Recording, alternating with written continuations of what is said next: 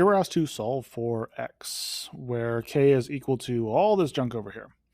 So just as a starter here, just to note that if we have two different variables and we're solving for one of them, know that we're going to be left with an expression because we can't actually say x is equal to this number since we have a second variable here. So as we're going through this, the first thing to remember is that when we're solving for a variable, we want to get x by itself. So the first process to go through is to get anything out of the denominator here.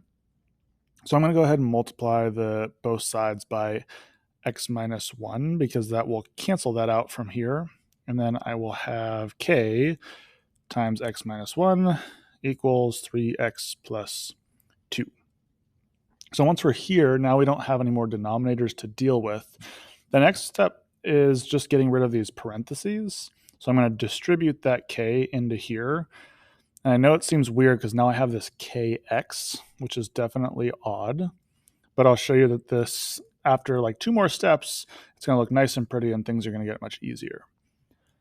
So now we want to get all the x's on one side. So getting rid of the denominator, getting rid of the parentheses. Now we got x's all on one side. So I'm going to move this k over here by adding it. So I'll have kx equals 3x plus 2 plus k. Then I'm going to subtract 3x because I want all the x's on one side.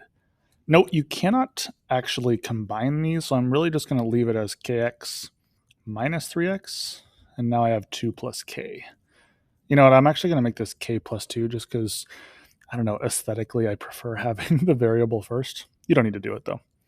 So now that we're at this step here, we have to get x by itself. And the way to do that is that we are going to factor, because what is the greatest common factor between these two terms? And it's x.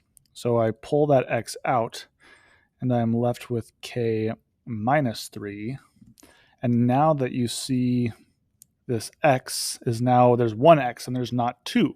So to get it by itself, we're just going to divide both sides by k minus 3. And so that is going to be our final answer here, k plus 2 on the top and k minus 3 on the bottom. X is by itself, so we have now solved officially for x.